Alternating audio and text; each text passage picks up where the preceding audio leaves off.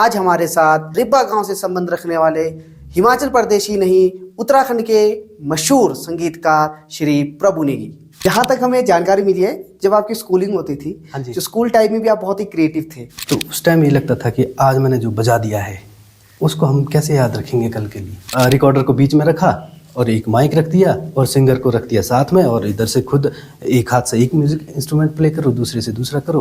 कभी एक दिन में भी हो जाता था, कभी एक गाने में 5 दिन भी लग जाते थे। जब मैंने एक एक करके चेक किया तो मेरे को एक सॉफ्टवेयर मिला उसमें, कूल एडिट प्रो 2.0। जब बात वीडियो की आती है तो मेरे दिमाग में एक बहुत बड़ा नाम आता है, लेट श्री जगतपाल मामा, बेलिंगी गाँव से।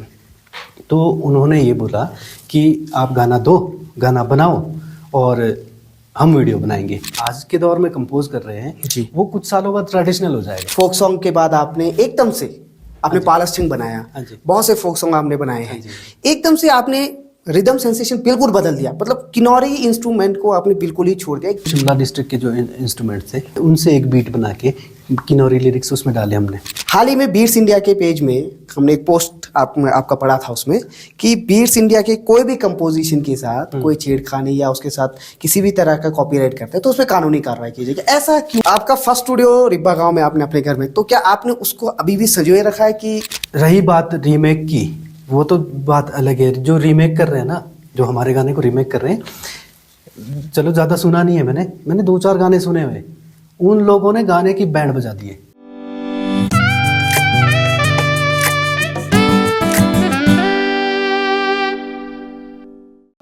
हेलो व्यूवर्स, स्वागत करता हूं हमारे podcast channel the Kinnaur podcast में। मैं हूं आपका दोस्त और होस्ट संजीव कांत हांडा, और आज हमारे साथ हमारे बीच में मेहमान आए हैं किन्नर कैलाश की गोद में बसा हुआ एक सुंदर सा और प्यारा सा गांव, जिसे जिला किन्नौर का छोटा चंडीगढ़ भी कहा जाता है। साथ ही जिला किन्नौर का प्रसिद्ध फ्लैच मेला, किन्नौर ही नहीं हिमाचल प्रदेश का प्रसिद्ध फ्लैच मेला जिस गांव में लगता है। साथ ही सबसे बड़ी चीज़ तो ये है उस गांव का फ्लैच ही नहीं अंगूरी, जो कि हिमाचल ही नहीं विश्व भर में प्रसिद्ध है। रिब्बा गांव से संबंध रखने वाले हिमाचल प्रदेश ही नहीं उत्तराखंड के मशहूर संगीतकार श्री प्रभु नेगी। प्रभु नेगी जी, आपका हमारे द पॉडकास्ट किन्नौर के स्टूडियो में आपका मैं स्वागत करता हूं। थैंक यू सर बुलाने के लिए। वैसे तो प्रभु नेगी जी आप किसी परिचय के तो मोहताज नहीं हैं, फिर भी एक बहुत से सवालों का पिटारा मेरे पास आज आया है यहाँ पे। ठीक है सर। हम रूबरू होंगे आपके साथ, कुछ मस्तियाँ आपके साथ हम करेंगे, कुछ बातें हम आपके साथ करेंगे और हमारे व्यूवर्स भी आपको देखेंगे। प्रभु नेगी जी, जैसे कि समस्त हिमाचल प्रदेश ही नहीं, उत्तराखंड ही नहीं, समस्त भारत में आपको पहचान मिली है, समस्त भारत में, समस्त हिमाचल में प्रसिद्ध आप संगीतकार हैं। तो शुरुआती दौर पे यही जानने का एक क्रेज़ रहता है कि संगीत की प्रेरणा आपके अंदर कहाँ से, ये क्रेज़ आपके अंदर कहाँ से आई? सर देखिए, अब स्टार्ट होता है हमारा जो आपका क्वेश्चन बैंक है तो इसमें ये होता है कि स्टार्टिंग जो आप बोल रहे कि ये आपने म्यूज़िक का जो म्यूज़िक करना था इस टाइप का कैसे आपके दिमाग में आया। तो ये तो एक तो होता है इंसान में ना, मतलब कोई भी इंसान होता है, एक उसमें होता ही है क्रेज़, है ना। किसी में होता है पायलट बनना है, किसी में होता है डॉक्टर बनना है, तो एक थोड़ा सा ब्लड में रहता है ये चीज़ें। और बाकी जो स्टार्टिंग का जो दौर था, ये दरअसल ये मेरे को तो विरासत में मिला है, थोड़ा सा विरासत में मिला है। मेरे घर में म्यूज़िक का माहौल था हल्का सा। मेरे बड़े भाई late Shri ML Negi engineer थे वो, और उनसे छोटे जो थे इंदर नेगी, वो बहुत क्रिएटिव इंसान थे। उनसे नीचे जो उनसे छोटे थे वो थे रूपलाल जी। और मेरी दीदियों का नाम बताऊं तो हेमा नेगी, जो आकाशवाणी से BI ग्रेड में पास आउट है, दूसरी दीदी मोहिनी और तीसरी इंदिरा दीदी। ये हमारे भाई बहनों का मैंने एक शॉर्ट सा इंट्रोडक्शन भी दिया आपको साथ में। तो इनमें से जो मेरे टॉप 5 थे, बड़े 3 भाई और जो 2 बहनें, इनमें बहुत म्यूज़िकल क्रेज़ था। क्रेज़ में से उस टाइम के हिसाब से देखा जाए तो बहुत मतलब था कि ये गाते थे, जैसे खेत में काम कर रहे हैं तो गा रहे हैं, पानी लगा रहे हैं खेत में तब गा रहे हैं, किचन में खाना बना रहे तब गा रहे हैं। तो वैसे वैसे मेरे घर से ये स्टार्टिंग हुई म्यूज़िकल। और जो मेरे बड़े भाई थे वो बहुत अच्छे म्यूज़िक डायरेक्टर थे और बहुत अच्छे सिंगर थे, उनके गाने अभी भी सुने जाते हैं। और जो उनसे छोटे ब्रदर मेरे इंदर नेगी, वो भी बहुत अच्छे म्यूज़िक डायरेक्टर थे। आकाशवाणी से बहुत सारे गाने उनके आज सुनने को मिलते हैं इंस्ट्रूमेंटल। और जो उनसे छोटे जो भी थे 2-3, ये सारे टच रहते थे म्यूज़िक से। मतलब ये था कि घर में एक म्यूज़िक का बड़ा अच्छा सा माहौल बना हुआ था। जी, मतलब एक विरासत के तौर पे आपको ये मिला और वहीं से आपके अंदर क्रेज जागा है। हाँ जी। तो प्रभु जी, संगीत आपको विरासत में मिली है, तो हाँ जी। जहाँ तक हमें जानकारी मिली है, जब आपकी स्कूलिंग होती थी, हाँ जी। जो स्कूल टाइम में भी आप बहुत ही क्रिएटिव थे, तो स्कूल टाइम के कुछ मोमेंट्स कुछ याद हो आपको? कॉलेज टाइम में भी आप बहुत क्रिएटिव रहे हुए हैं। देखो सर, जो वही बात है, जर्नी जो आपने स्टार्ट उसमें बताया कि ये यात्रा आपकी कहाँ से शुरू हुई थी। सबसे पहले बच्चा घर से ही शुरू करता है जी। कोई भी संस्कार सीखना हो या मतलब आपको किसी चीज़ में इंटरेस्ट है या म्यूज़िक है, घर से स्टार्टिंग होती है। उसके बाद स्कूल लाइफ की बारी आती है। जैसे ही मैं, एक तो उस टाइम ये होता था स्कूल लाइफ में कि जैसे घर में कोई बच्चा शरारती है तो उसको उसके बड़े भाई या बड़ी बहन के साथ स्कूल भेज देते थे, तो वैसे ही चले जाओ, उठना बैठना सीख जाओगे। तो मेरे साथ भी ऐसे ही हुआ, मेरे को भेज दिया 4 साल में स्कूल। हालांकि आप खुद टीचर है, आप मैथमेटिक्स के लेक्चरर है, तो आपको इन सब चीज़ों का पता है। तो उस टाइम मेरे को भी भेज देते थे इंदिरा दीदी के साथ स्कूल। तो 4 साल में मेरे को भेज दिया स्कूल। और उस टाइम ऐसा होता था कि शायद रिस्ट्रिक्शंस और ये क्राइटेरिया कोई ज़्यादा नहीं होते होंगे स्कूल में। तो जब मैं 5 साल का हुआ सर, तो उस टाइम मेरे को 2nd क्लास में बिठा दिया। हालांकि मेरी एज कम थी, स्कूल में शरारत करता था। तो धीरे धीरे ऐसे ही वही म्यूज़िक का फितूर बचपन से ही चला था दिमाग में। तो धीरे धीरे मैं पहुंचा 5th 6th तक। तो देखो, बाल सभा स्कूल में होते थे पहले। एक इवेंट होता था छोटा सा, बच्चों का और टीचरों का, बच्चों का और टीचरों का इवेंट। तो बस उसमें वहाँ पे जो छोटे मोटे इंस्ट्रूमेंट होते थे स्कूल में, ढोलक या कुछ भी ऐसा, तो वो मैं प्ले करता था। तो टीचरों ने काफ़ी बोला मेरे को, नहीं तुम्हारा हाथ अच्छा है, बार बार मौका मिलता था। तो ऐसे धीरे धीरे करके 7th 8th पहुँचा, 7th 8th में। तो वहाँ पे थोड़े इंस्ट्रूमेंट्स की क्वांटिटी बढ़ गई, हारमोनियम, ढोलक, तबला, ये सब मिलने लगा। तो टीचरों ने भी काफ़ी सपोर्ट किया कि वो जैसे मान लो किसी फ्री टाइम में वो मेरे को चाबी दे देते थे जो जहाँ पे वो इंस्ट्रूमेंट्स रखते थे। तो मैं जाके अपना प्रैक्टिस या वो भी जो भी बोल सकते हैं आप इसको, वो करता था। तो स्कूल लाइफ से म्यूज़िक स्टार्ट इस टाइप से हुआ। तो आपकी प्रारंभिक शिक्षा भी रिब्बा गांव से हुई है। उसके बाद जो स्कूल लाइफ, आफ्टर कॉलेज के बाद, कॉलेज में भी संगीत के क्षेत्र में ही आपने कॉलेज में पढ़ाई की थी? जी सर, जहाँ तक हमें जानकारी है। तो आप बहुत बड़े मशहूर संगीतकार हैं, हिमाचल प्रदेश के प्रसिद्ध संगीतकार में से एक है। बहुत सारे अचीवमेंट्स, बहुत सारे हिमाचल के, उत्तराखंड के बहुत सारे अवार्ड आपको मिले। अभी हाल ही में एक अवार्ड आपको मिला था, ये तो चलते रहेगा। प्रभु जी, ये तो आपको विरासत में मिली है, हाँ जी, संगीत की शिक्षा, और आपने कॉलेज भी संगीत के उसमें किया है। हाँ जी। उस दौर पे, जिस दौर पे आपकी स्कूलिंग थी, कॉलेज थी, उस दौर पे संगीत के प्रति इतना झुकाव या इतना लगाव बहुत कम लोगों को होता था, और उस तरह की एक रिस्पेक्ट हम बोल सकते हैं, एक भावना नहीं होती थी। उस दौर में भी आपने एक रिकॉर्डिंग की, हाँ जी। तो वो ख्याल आपके अंदर कैसे आया? अब जो म्यूज़िक करते थे हम, है ना, जितना प्रैक्टिस करते थे, तो उस टाइम ये लगता था कि आज मैंने जो बजा दिया है उसको हम कैसे याद रखेंगे कल के लिए। जैसे कोई भी मतलब एक छोटा मोटा कॉम्पोजिशन जो होता है, हमने हारमोनियम पे या किसी बीट को दे के उसको तैयार कर दिया, तो उस टाइम ये था कि आज बनाया तो कल भूल गए। तो पहला रीज़न तो ये था कि लगता था मेरे को कि ये रिकॉर्डेड होना चाहिए जी, है ना। और दूसरी बात है, उस टाइम भी बनते थे किन्नौरी गाने, कैसेट का दौर था जी। तो किन्नौरी गाने होते थे। मेरे को याद है एक गाना था बड़ा फेमस, काशो जिंदगी चो छची पता माई जी, ये घर में कैसेट में सुनते थे। तो बस उन्हीं चीज़ों को लेके मैंने सोचा कि मैं रिकॉर्ड करूँगा, जो मैं खुद का जो म्यूज़िक क्रिएट करूँगा, जो कंपोज करूँगा, तो उसको रिकॉर्ड करने के लिए मैंने सोचा कि मैं कुछ एफर्ट लगाऊंगा इस पे और रिकॉर्ड करूँगा। जी। तो फर्स्ट स्टूडियो आपका कहाँ आपने सेटअप किया था? सर फर्स्ट स्टूडियो तो वहीं करना पड़ना था, गांव में, घर में, है ना। गांव में मतलब जो घर है, जो देख लिया कि साइड में जो रूम है जहाँ पे थोड़ा सा शोर ना हो, तो वहीं पे सेटअप लगाना पड़ता था। वहीं पे मैंने सेटअप लगाया, और ये बहुत मुश्किल काम था, बिल्कुल भी आसान नहीं था। क्योंकि देखो, सेटअप लगाना, सेटअप स्टार्टिंग कहाँ से करें। उस टाइम कैसेट का दौर था, डिजिटल रिकॉर्डर तो बाद में आए। तो कैसेट के दौर में ये था कि सबसे पहले तो जिस कैसेट में रिकॉर्ड करना है वो तो घर वाले रखते थे। वो तो सुबह थोड़ा सा भजन सुनाते थे, गायत्री मंत्र सुनाते थे, और शाम के टाइम थोड़ी देर गाना सुना लिया, और वो तो बंद हो गया। तो बस बड़े मुश्किल से मस्के लगा के मम्मी पापा को कि दे दो बस 1-2 घंटे के लिए।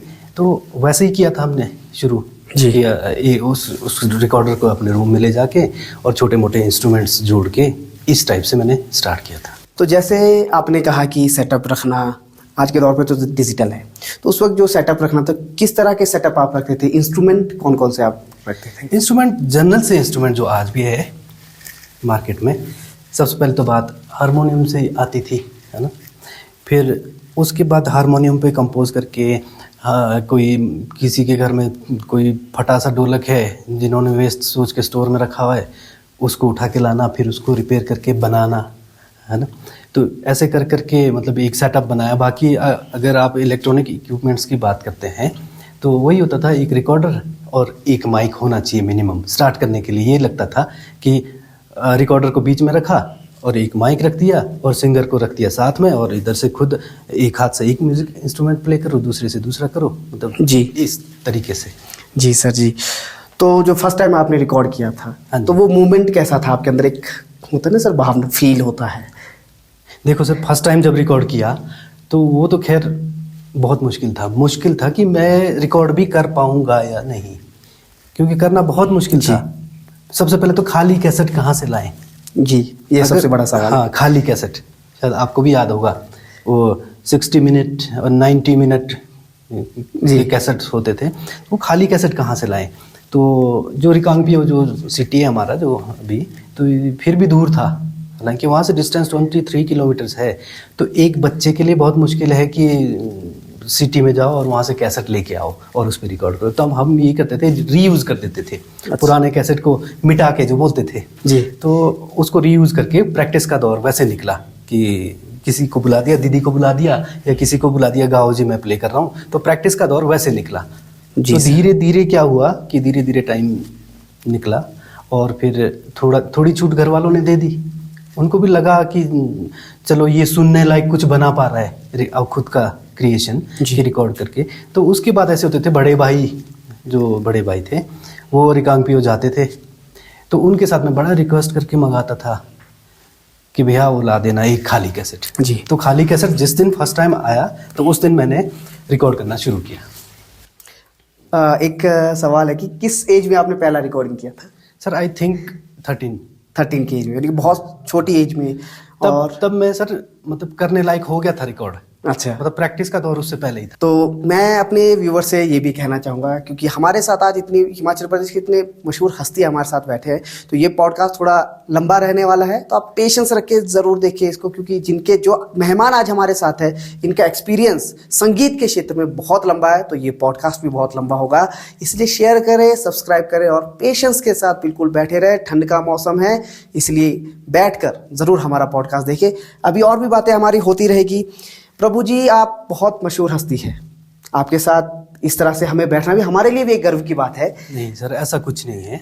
तो प्रभु जी, आपने कहा कि 13 साल की उम्र में आप रिकॉर्ड करने लायक हो चुके थे जी, और उससे पहले का दौर आपका प्रैक्टिस का था, और आज के दौर पे देखिए या पहले के दौर पे देखिए, इस उम्र में बहुत कम लोगों को इसके बारे में नॉलेज होता है और सपोर्ट भी बहुत कम मिलता है। Yes sir. तो मैं जानना चाहूँगा, मेरे व्यूवर्स भी ये जानना चाह रहे होंगे कि आपको उस दौर पे 13 ईयर्स में आप रिकॉर्ड कर रहे हैं, लेकिन उससे पहले आपका एक्सपीरियंस था, मींस 7 या 8 साल से आप प्रैक्टिस कर रहे होंगे, तो उस वक्त आपको सबसे ज़्यादा सपोर्ट संगीत के क्षेत्र में सबसे ज़्यादा सपोर्ट किसका रहा था?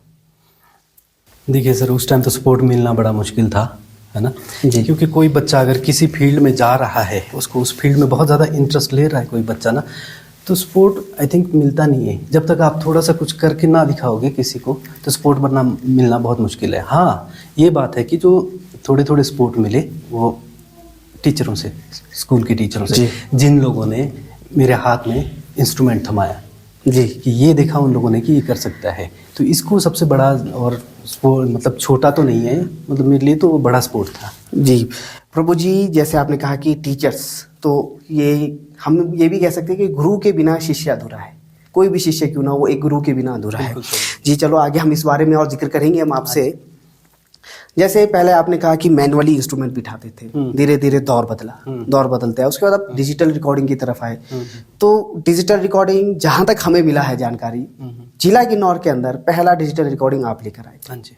तो वो आइडिया आपको कहाँ से आया? सर देखो, ये जो डिजिटल रिकॉर्डिंग तक पहुँचने का जो टाइम है बीच का बहुत लंबा है जी। मैं वहीं से बताता हूँ आपको। जो हम कैसेट रिकॉर्डिंग से शुरू किया था हमने, जिसको लाइव रिकॉर्डिंग बोल सकते थे। तो उस टाइम देखो मतलब ऐसा कैसेट रिकॉर्डिंग के टाइम में ऐसा एनवायरनमेंट बनाना पड़ता था कि बाहर से नॉइस ना आए, कोई दरवाज़ा खोल के अंदर ना आए, कोई खाना खाने के लिए बुलाने ना आए। तो इसलिए हम रात को ही करते थे उस टाइम। प्रभु जी, जैसे आपने कहा डिजिटल रिकॉर्डिंग और लाइव रिकॉर्डिंग, कई बार हमने सुना है लाइव रिकॉर्डिंग हम जानना चाहेंगे और मेरे व्यूवर्स भी ये जानना चाहेंगे कि लाइव रिकॉर्डिंग होता कैसा था उस दौर पे। देखिए सर, लाइव रिकॉर्डिंग की जो बात है, जैसे हम क्रिकेट का मैच देखते हैं, धर्मशाला में मैच चल रहा है तो हम उसको लाइव देख रहे हैं इधर। जी। मतलब अभी जो मैच चल रहा है उसको आप अभी देख रहे हैं लाइव रिकॉर्डिंग। सेम है, जैसे आप ऑडियो में जाते हैं रिकॉर्डिंग में या म्यूजिकल, तो लाइव रिकॉर्डिंग उस दौर की बात करूं तो उस दौर का जो लाइव रिकॉर्डिंग था वो ये होता था कि एक रिकॉर्डर है ना, मतलब आपका कैसेट घूम रहा है टाइम के हिसाब से और उस पे लाइव गा रहे हैं, गाने वाला लाइव गा रहा है, सारे जो म्यूजिशियंस है जितने भी है, ढोल बुगजाल जो भी है वो सारे इकट्ठे बजा रहे है ना, और सिंगर गा रहे और इधर कोरस वाले अपना कोरस कर रहे और मैं म्यूज़िक कर रहा हूँ अपना और साथ में रिकॉर्ड कर रहा हूँ। ये था लाइव रिकॉर्डिंग। और उस लाइव रिकॉर्डिंग में अगर आप टाइम पूछे तो बहुत सारा टाइम लग जाता था। अगर एक गाना बनाना है तो कभी एक दिन में भी हो जाता था, कभी एक गाने में 5 दिन भी लग जाते थे। क्यों? क्योंकि कोई भी इंस्ट्रूमेंट वाला, अगर मान लो आपने 5 इंस्ट्रूमेंट्स रखे हैं, उसमें से एक इंस्ट्रूमेंट वाले ने अगर कहीं भी गड़बड़ कर दिया तो फिर से हमारे को 0 से आना था। कैसेट रोल फिर 0 से शुरू होता था। और कैसेट की जो बात करें तो उसकी भी एक लाइफ होती थी, 2-4 बार रिकॉर्ड करो, उसके बाद वो फिर फेंक दो उसको, दोबारा रीयूज़ नहीं होता था। तो उस दौर में ये होता था ज़्यादातर गड़बड़, जो नॉन स्टॉप नाटियाँ बनती थी ना, नॉन स्टॉप गाने, तो ज़्यादातर लास्ट में ही जाके गड़बड़ हो जाता था किसी न किसी से। जी प्रभु जी। और फिर हमारे को शुरू से चलना पड़ता था। प्रभु जी, ये तो थी आपकी फर्स्ट टाइम रिकॉर्डिंग की बात और लाइव रिकॉर्डिंग और डिजिटल रिकॉर्डिंग। अब थोड़ा आपके निजी जीवन में आ जाते हैं। हम मेरे व्यूअर्स जानना चाहेंगे आपकी जो मैरिज है वो कहाँ से हुई थी और कब हुई थी? सर मैरिज हुई है मेरी इधर से, जहाँ पे पॉडकास्ट हो रहा है आपका, इसी एरिया से, सायराग जिसको बोलते हैं, श्रीकांग पियो। अक्सर हमने देखा है आफ्टर मैरिज जो है अपना लाइन चेंज कर देते, ट्रैक चेंज कर देते। हाँ सर। आपके साथ ऐसा कुछ हुआ, ट्रेजेडी हुआ हो कि आपको बोला गया हो कि हाँ अब आप शादी हो चुकी है, ट्रैक चेंज कर दीजिए, कुछ और फील्ड में चले जाइए? सर देखिए, काफ़ी मेरे फ्रेंड्स हैं ऐसे, उनमें लड़के भी हैं लड़कियां भी हैं, आफ्टर मैरिज क्विट कर लेते हैं इस लाइन को। एक तो देखो इसका रीज़न पॉजिटिवली मैं बताऊं आपको, क्योंकि मेहनत ज़्यादा है इस लाइन में। जी वो तो है, स्ट्रगल ज़्यादा है, टेक्निकल वर्क ज़्यादा है। तो मतलब ये है कि मतलब ये बोल देते हैं ज़्यादातर लोग कि ऐसा काम करो जिससे इजीली आप अर्न कर सके, जस्ट लाइक जॉब। हाँ, तो ये दिक्कत मेरे साथ नहीं आई। हाँ, जैसे मेरी शादी हुई तो लगा मेरे को कि जो मेरे फ्रेंड्स के साथ हुआ है मेरे साथ होगा। तो ये बात आपस में हुई नहीं मेरी वाइफ के साथ। तो 1-2 महीने के बाद मैंने खुद ही बोला कि आपको क्या लगता है कि इस लाइन को कंटिन्यू करना चाहिए या फिर कुछ और प्रोफेशन देखना चाहिए?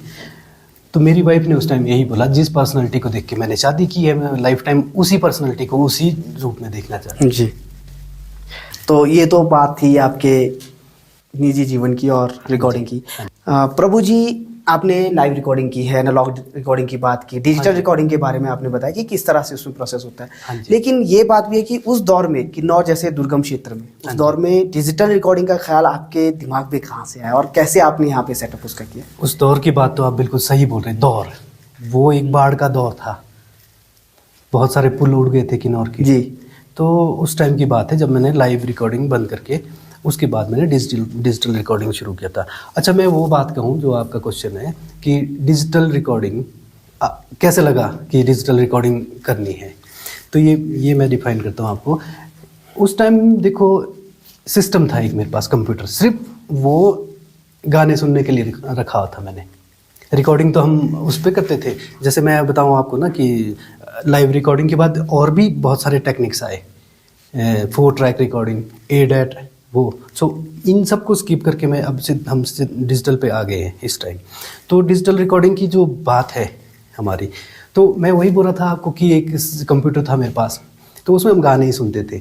तो उसमें देखा आपने आज भी जो आपका विंडोज़ 9 विंडोज़ 7 है या 10 है उसमें मीडिया प्लेयर होता है जी, है ना। तो मैंने एक दिन क्या किया, मैंने मीडिया प्लेयर में एक गाना चलाया और उसमें एक VLC प्लेयर था जी, उसमें मैंने दूसरा गाना चलाया, तो दोनों चल गए, बज गए। फिर मैंने एक और प्लेयर कहीं से डाल दिया उसमें, तो एक टाइम में जब 3 गाने चले तो उस टाइम मेरे दिमाग में ये क्वेश्चन उठा कि अगर एक टाइम में 3 चीज़ें प्ले हो सकती है तो ये भी हो सकता है कि एक टाइम में हम 3 इंस्ट्रूमेंट प्ले करें। जी। तो इस टाइप से मेरे दिमाग में ये चीज़ आया। जैसे आपने कहा कि 3 गाने आपने एक साथ प्ले किया और आपके दिमाग में एक ख्याल आया कि जब 3 गाने प्ले हो सकते हैं, हाँ जी, तो जैसे कंप्यूटर सिस्टम की आपने बात की है, तो हाँ जी। उसमें तो सारे काम जो होते हैं वो सॉफ्टवेयर के जरिए होते हाँ हैं, तो जी। वो सॉफ्टवेयर की जानकारी आपको कहाँ से मिली? देखो सर, वो सॉफ्टवेयर तो बहुत पहले बन चुका था जी। हम रहते थे बहुत दूर दराज जी, एरिया में, तो वो सॉफ्टवेयर तो बन चुका था, सिर्फ हमारे पास सॉफ्टवेयर आया नहीं था। तो वो सॉफ्टवेयर हम लाए थे चंडीगढ़ से, मेरे को याद नहीं आ रहा अभी, मन्नू करके एक मेरे फ्रेंड थे उधर। वो फ्रेंड ऐसे बने कि हम वीडियो एडिट करने गए थे चंडीगढ़, तो उन्होंने बोला कि मेरे पास कुछ सीडीज़ है, इसमें कुछ सॉफ्टवेयर है और आप फ्री ऑफ कॉस्ट ले जाओ, जो आपका यूजेबल होगा आप यूज़ कर लेना। तो जब मैं वो लेके आया और जब मैंने एक एक करके चेक किया तो मेरे को एक सॉफ्टवेयर मिला उसमें, कूल एडिट प्रो 2.0। तो उसको मैंने जब इंस्टॉल किया तो मेरे को दिख गया उसमें कि जो मैं सोचता था उससे 1000 गुना बहुत ब्राइट सॉफ्टवेयर मेरे को मिल चुका है। और हालांकि उस टाइम चंडीगढ़ में भी लोग एनालॉग ही रिकॉर्डिंग करते थे, डिजिटल नहीं करते थे। तो मैंने उसको कुछ दिन लगाए उसमें और खुद से, उस टाइम यूट्यूब तो होता नहीं था कि हाउ टू फलाना, तो खुद से ही करना पड़ता था। तो मैंने 5-7 दिन में रिकॉर्ड करना उस पर शुरू कर दिया। जी, मतलब काफ़ी जल्दी आप उस पर एक्सपर्ट हो चुके थे, मतलब एक्सपर्ट या आप बहुत जल्दी आप उसमें सीख गए थे। सॉफ्टवेयर भी छोटा सा था। तो आपने कहा कि जैसे आप वीडियो एडिट करने गए थे चंडीगढ़ में, हाँ जी। तो इसका मतलब कि आपने वीडियो एल्बम में भी आपने अपने संगीत दिए हैं उस टाइम उस टाइम। हाँ जी। तो वो कैसे वीडियो एल्बम जब बना था जिला किन्नौर के, वो भी बहुत बड़ी बात हाँ थी। जी, हाँ उसके बारे में आप थोड़ा सा डिस्क्राइब कर दें। देखिए सर, किन्नौर के म्यूज़िक इंडस्ट्री में जब बात वीडियो की आती है तो मेरे दिमाग में एक बहुत बड़ा नाम आता है, लेट श्री जगतपाल मामा जी, आप भी जानते जी, जगतपाल मामा, लेट श्री जगतपाल मामा जी। हैं। वो थे बहुत क्रेजी इंसान। हाँ जी, वो, उनकी मैं बात बताऊं तो उनका जो मेंटल लेवल था ना, बहुत आगे चलता था उनका। तो उन्होंने ही अप्रिशिएट किया कि उन्होंने बोला कि गाने तो तुम बना रहे हो, चाहे एनालॉग कर रहे हो। तब डिजिटल के टाइम में वो मेरे से मिले जी, मामा जी ब्रेलिंगी गाँव से। तो उन्होंने ये बोला कि आप गाना दो, गाना बनाओ और हम वीडियो बनाएंगे। वो दरअसल उस टाइम वेडिंग्स के वो बनाते थे वीडियोस। तो उनके दिमाग में भी ऐसे ही चला कि ये गाने जब ऑडियो में हम सुन सकते हैं तो अगर हम शादियों को विजुलाइज कर रहे हैं तो गानों को भी कर सकते हैं जी। तो उनके दिमाग में ये क्वेश्चन चला, मामा जी के दिमाग में। तो उन्होंने ये बोला कि ऐसे करते हैं, मिलके एक वीडियो बनाते हैं और उसको मार्केट में लॉन्च करेंगे। तो उस वीडियो तो हमने शूट कर दिया, पर अब बात क्वेश्चन मार्क वहाँ पे एडिटिंग की थी। एडिटिंग की जो हमारे पास सिस्टम तो था, कंप्यूटर था और वीडियो हमने शूट अप कर दिया है, तो उसको डालें कैसे उसमें। तो हम वो लेने गए थे उधर चंडीगढ़ जी, है ना। जब हम गए तो हमने फिर जो आप डिजिटल रिकॉर्डिंग की जो बात है तो इससे मैच होती है। प्रभु जी, हाँ जी। आपने जैसे बात की वीडियो एडिटिंग की बात की या ऑडियो एडिटर की बात की, जी। ऑडियो आप बनते थे। हमारे दौर में जब हमने गाने सुने थे तो कैसेट्स आते थे, हाँ जी। जिसका जिक्र आपने पहले हाँ, किया था। वही मैं बोल तो रहा था। जिला किन्नौर के अंदर ऐसा प्रोडक्शन हाउस तो था नहीं था। तो आपको बहुत दूर जाना पड़ता था। तो वो सफ़र कैसा होता था आपका, उसके हाँ। बारे में आप बताएं। हाँ, फिर बात वहाँ आती है कि हमने एक मास्टरपीस प्रोडक्ट बना दिया है रिकॉर्ड करके। हमने इतना सारा स्ट्रगल किया, मेरे म्यूजिशियंस ने किए है ना, कोरस वालों ने किया, सब ने किया। तो बात वहाँ आती है अब कि इसको लोगों तक कैसे पहुँचाया जाए, ये क्वेश्चन आप कर रहे हैं ना जी। तो देखो सर, एक जो कैसेट बन गया उसकी हम एक कॉपी बना देते थे है ना। एक कॉपी बना के हम अपने पास रखते थे क्योंकि गुम ना हो जाए, कि मेहनत बेकार ना जाए। तो उस टाइम उस कैसेट के कॉपीज़ लाने को दिल्ली से नज़दीक कोई स्टेशन नहीं था, दिल्ली। अब उस टाइम की एज भी देखो और दिल्ली का डिस्टेंस जी, बहुत मुश्किल था।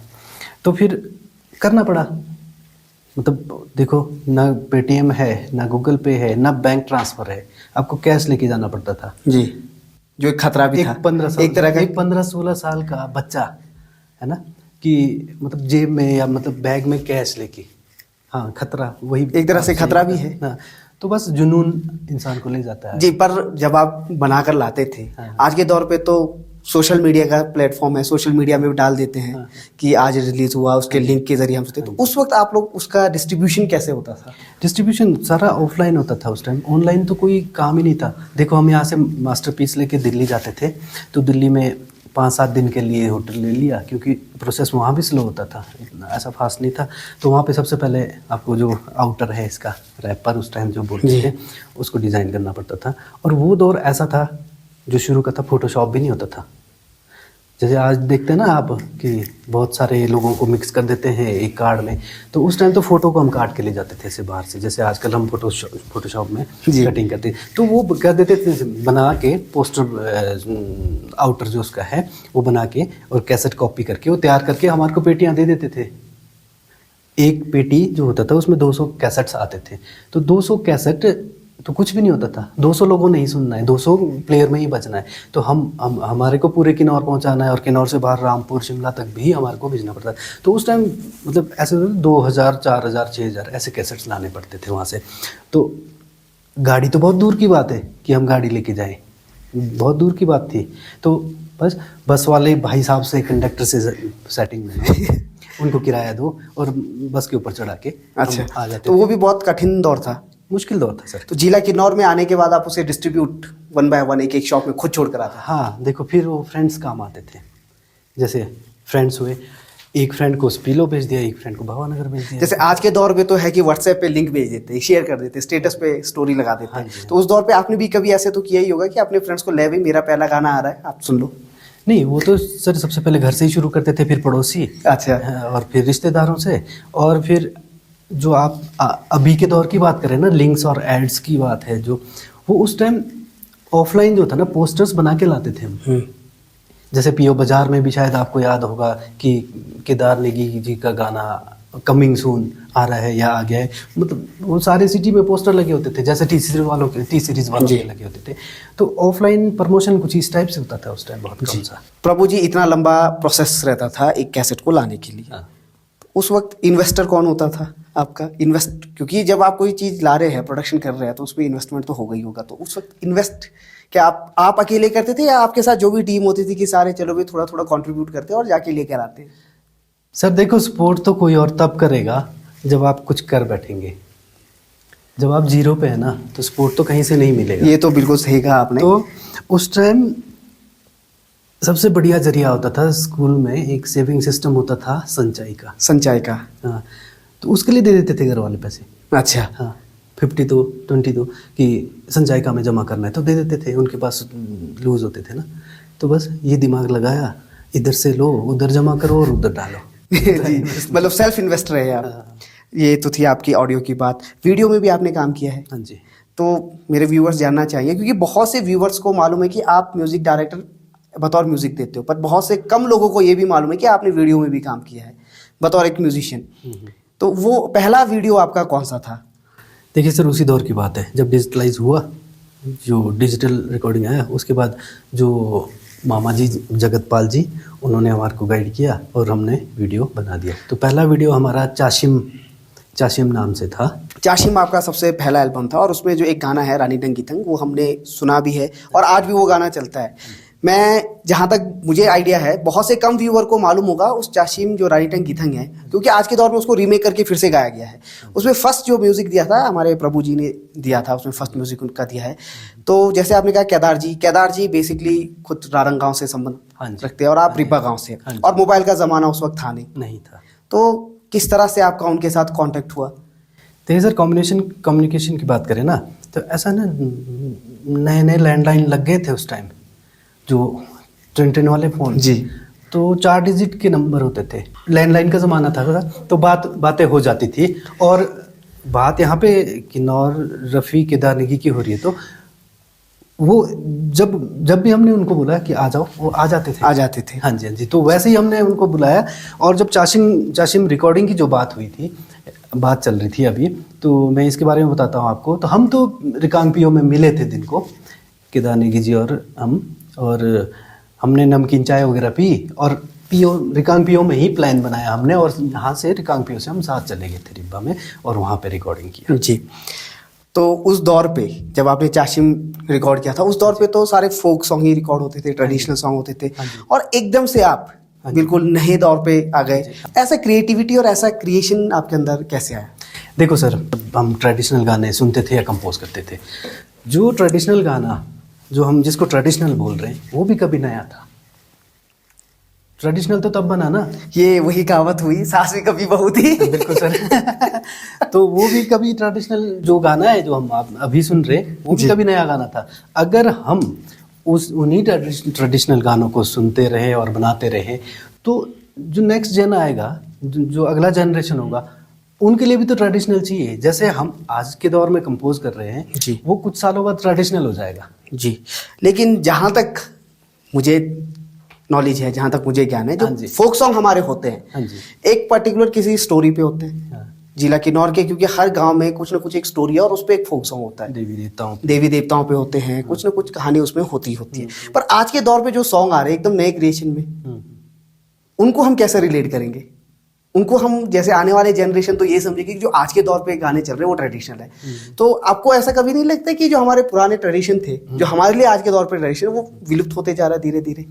सर ये तो है, हमारा ट्रेडिशन में सिर्फ गाने ही नहीं, ट्रेडिशन में आपका ऑर्नामेंट्स, कॉस्ट्यूम, मतलब आपका और भी कलाएं हैं, है ना, जो वास्तुकला, लकड़ी के जो मंदिरों में आपने देखे होंगे, वो कई चीज़ें जो ट्रेडिशनल चीज़ें वो विलुप्त तो होते जा रही है। बात हम करें संगीत की, तो विलुप्त तो हो रहा है। तो इसलिए किन्नौर के जो भी जितने भी म्यूज़िक लवर है, म्यूज़िक सुनने वाले, म्यूज़िक क्रिएटर है, सिंगर है, इनको एक चीज़ का ध्यान रखना चाहिए अपने दिमाग में कि हमारे को अपनी संस्कृति को बचाने में योगदान रहे हम। जी। तो जैसे संस्कृति को योगदान में आपने बात कही है, आए दिन हम आपके बहुत से एल्बम देखते हैं, आपने वीडियो एल्बम में भी काम किया है। उस पर जब आप किन्नौरी इंस्ट्रूमेंट्स आप बजाते हैं, उसमें कुछ एक इंस्ट्रूमेंट होते हैं सिर्फ? देखिए सर, बात आपका क्वेश्चन बिल्कुल सही है, क्योंकि किन्नौर में इंस्ट्रूमेंट का बैंक है जी। क्योंकि हम अगर फुल फील्ड वर्क करने लगे तो 50 इंस्ट्रूमेंट भी कम पड़ जाएंगे ट्रेडिशनल सॉन्ग के लिए, क्योंकि है तो यहाँ पे बोलते हैं ना 100 राय, है ना, इतने इंस्ट्रूमेंट है। पर देखो रिकॉर्डिंग में अकेला एक ढोलक है, ये ढोल है, तो उतना अच्छा नहीं बज पाएगा, क्योंकि आपको पता ही है रिकॉर्डिंग में एक इंस्ट्रूमेंट के 4 टाइप चाहिए। तो अगर हम वैसा करें तो 50 तो इंस्ट्रूमेंट वाले हो जाएंगे। और दूसरी बात ये है कि आप जो बोलते हैं कि इंस्ट्रूमेंट्स तो इसमें कम ही सुनने को मिलते हैं किन्नौरी गानों में, तो सर उसमें बात कहीं ना कहीं इन्वेस्टमेंट की आती है, जो बोल रहे थे आप। जी। खैर अब तो दौर बढ़ चुका है, अब तो इन्वेस्टर भी मिल जाते हैं उन्हें। नहीं, इन्वेस्टर तो मिल जाते हैं सर, इन्वेस्टर भी वैसा होना चाहिए जो फुली म्यूजिकल हो। एक इन्वेस्टर का मतलब ये होता है ना कि हम इन्वेस्ट करेंगे ऑडियो में, वीडियो में और जो भी है, बट इन्वेस्टर को ऐसा होना चाहिए कि मैं कुछ नया दिखाऊं, मैं अपने कल्चर के जो इंस्ट्रूमेंट्स है वो सारे दिखाऊं। कुछ इस टाइप के इन्वेस्टर मिल जाए तो हो जाएगा। जी। फोक सॉन्ग के बाद आपने बिल्कुल नए सॉन्ग गाए, तो फर्स्ट न्यू सॉन्ग जो आपने गाया था ट्रेडिशनल को छोड़कर, वो कौन सा आपका सॉन्ग था? नया गाना जो कंपोज किया था मैंने, वो एक गाना था, आपने सुना होगा, ई बाटिस तुम तक लो न कत्ता मश्क दो, कुछ इस टाइप का नया गाना था। ई बाटिस तुम तो, हाँ जी, गाना था। और मेरे ही गांव की एक लड़की थी, उसको एज ए सिंगर लेके मैंने वो गाना बनाया था, और वो सिर्फ एक ऑडियो कैसेट था। जी। तो जैसे आपने कहा कि इन्वेस्टमेंट की बात की, संस्कृति की बात की, नए उस पे आगे, संस्कृत को सजोए रखना भी हमारी बहुत ज़रूरी है। तो प्रभु जी, आपने कहा कि आपने 12 साल की लड़की से गवाया है, उसके बाद उस दौर पे आपका एक बहुत ही फेमस गाना आया था जो आपके द्वारा कंपोज किया गया था, पालस छंग। हाँ जी, बहुत ही फेमस, वो पूरा का पूरा जो एक एल्बम था बहुत ही फेमस, बहुत ही चला था। तो उसके बारे में आप बता दें थोड़ा सा कि पालस छंग बहुत फेमस रहा हुआ है, और उस पूरे एल्बम में पालस छंग ही आई थिंक सबसे ज़्यादा फेमस रहा, टाइटल सॉन्ग सबसे ज़्यादा, और गाने भी बहुत चले उसके। देखिए सर, एक जो आपने कोई प्रोडक्ट क्रिएट करना है बहुत अच्छा, तो अकेले नहीं कर सकते। उसके बाद कुछ साल के गैप के बाद वो पालस छंग आया था, तो उस टाइम तो देखो वो स्ट्रगल का दौर ऑफ हो गया। उसके बाद बहुत सारे प्रोड्यूसर्स, सिंगर्स, कंपोजर्स और म्यूजिशियन जुड़ गए थे मेरे साथ। तो जो पालस छंग की बात रही, तो उसमें जो एक मैं क्रेडिट देना चाहूँगा उसमें, श्री अपने रघुवीर जी, रघुवीर चाचू, उन्होंने एक गाना लिखा, ये गाना मतलब उन्होंने कहा मेरे को कि मैंने एक गाना लिखा है, मेरे को तो अच्छा लग रहा है, आप सुन के देख लेंगे हम और रिकॉर्ड कर लेंगे।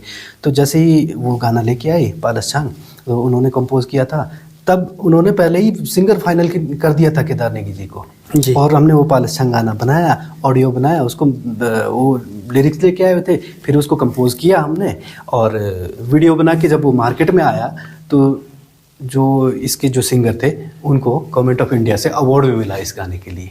प्रभु जी, फोक सॉन्ग के बाद आपने एकदम से आपने पालस-छांग बनाया, हाँ जी। बहुत से फोक सॉन्ग आपने बनाए हैं, हाँ जी। एकदम से आपने रिदम सेंसेशन बिल्कुल बदल दिया, मतलब किन्नौरी इंस्ट्रूमेंट को आपने बिल्कुल ही छोड़ दिया एकदम से। नए महफिल की बात कर रहे हैं आप? जी, महफिल। और उसके बाद जो किन्नौर का जो एक बोलते हैं ना ट्रेंड, युवा हो जो भी, उस पर टूट के पड़ गए और आज भी देखो उस तरह के रिदम सेंसेशन में चलते हैं। हाँ जी, हाँ जी। क्या ऐसा करना सही था कि किन्नौरी इंस्ट्रूमेंट का त्याग करके बिल्कुल से नए सेंसेशन में आना? देखिए सर, महफिल की बात करें तो बहुत अच्छा रिस्पांस आया महफिल से। रीज़न मैं बताऊं आपको, सही तो नहीं बोल सकते, 50-50 है। चलिए, देखिए ये जैसे मेरे कॉलेज की पढ़ाई ख़त्म हुई तो मेरी यूनिवर्सिटी में HPU में सिलेक्शन हो गई थी पीजी के लिए, MA के लिए म्यूज़िक में, तो मैं उधर शिफ्ट हो गया, उधर शिफ्ट हुआ और फिर भी अपना कल्चर तो मैं भूल नहीं सकता था। और यहाँ से अगर मैंने किन्नौरी एल्बम करना है कोई, तो यहाँ से कोई 5-10 लोगों को शिमला ले जाना बहुत मुश्किल था। फिर भी म्यूज़िक तो था ही मेरे दिमाग में और मेरे ब्लड में किन्नौरी म्यूज़िक।